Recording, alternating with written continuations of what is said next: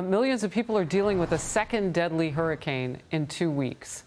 Yet politics are still in play. Florida was then preparing for Hurricane Milton and having to deal with the aftermath of Helene and helping out other states, as I was talking with Congressman Stubbe about.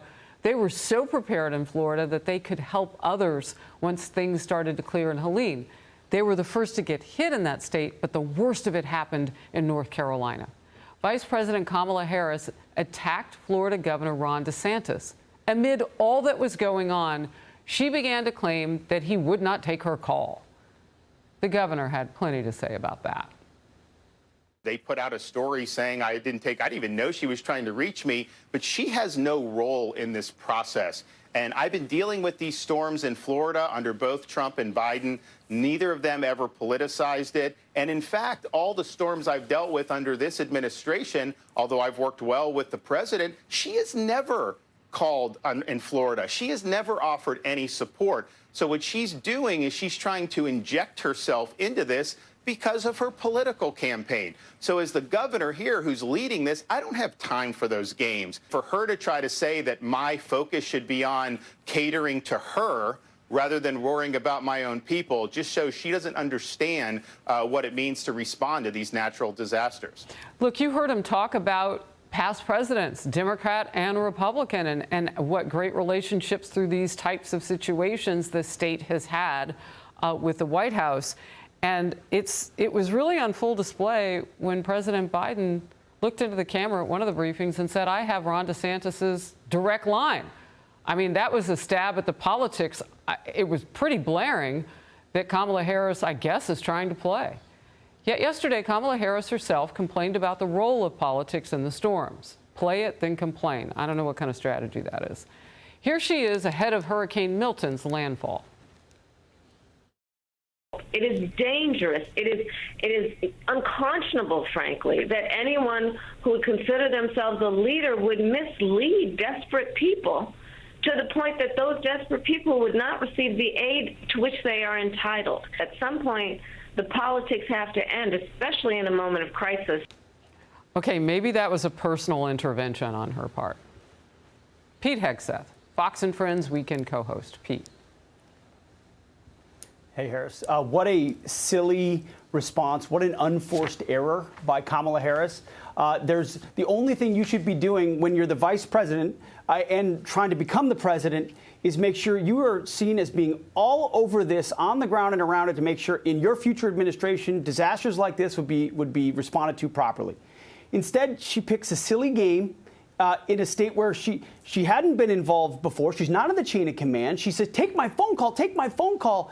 When Ron DeSantis is writing the textbook on how to do emergency management, doesn't need that support and doesn't want to be in the middle of this political squabble. So she picks a squabble with the guy rolling up his sleeves. She looks petty as a result, and then has not, her response to the criticism was, oh, this is politics. No, you created the politics, unfortunately, and you stepped in it, and you haven't made it any better as a result. You know, the real issue with all of this, politics aside, is whether or not she would know what to do. Because Biden took over, and look, it's his job. He's president. We get it. But I thought he always said that she was the last person in the room. I guess she wasn't invited to the room until yesterday. And by the way, wasn't in the room. She joined virtually with all of the other FEMA experts and director and the president, kind of zooming in and doing what they had to make sure that everybody appeared to be at the same table. They weren't covering that up, but it was interesting. Not one of them was in a storm zone. Like, they could have gone to North Carolina. I mean, Milton wasn't hitting there. But they're still hurting. Look, it just looks like, and I like the way you put it, you know, it just kind of unforced errors. For sure. I mean, from someone who doesn't have executive experience. Remember that.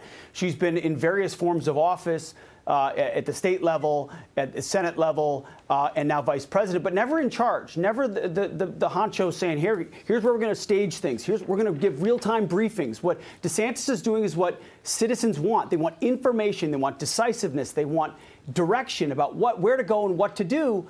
She's never been in that role. And so just saying, oh, I want to talk to you on the phone makes it look like you're an executive, but you're just playing one and you're not actually doing something. This was a moment to demonstrate how she would lead. Instead, she has stayed elsewhere And Joe Yeah. Biden has been the one complimenting Ron DeSantis. It's just really bad. Well, on her and we part. can't miss the optics of being in Michigan in a battleground state, continuing to campaign, while former President Donald Trump was with Brian Kemp in Georgia with Helene. You can't miss the optics of former President Trump landing in the middle of this, the storm's response very early on was so anemic. He brought materials in. You just can't miss that. No, you can't, and you can't miss the optic either of another storm barreling down in Milton on Florida, and she's drinking a beer in late night with Stephen Colbert. And that's what people are seeing as she talks in a very forced manner as well. There are things that happen in October, and you never want it to be something like this that lay bare who really cares about the forgotten men and women of the country. I mean, places where you're going to get votes or you're not going to get votes, where people are registered or not registered. It doesn't matter.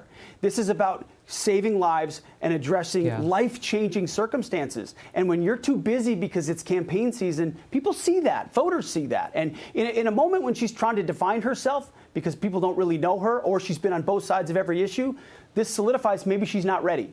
And that's a political reality. Look, I just remember when she tried to score one on Donald Trump during that debate that they had.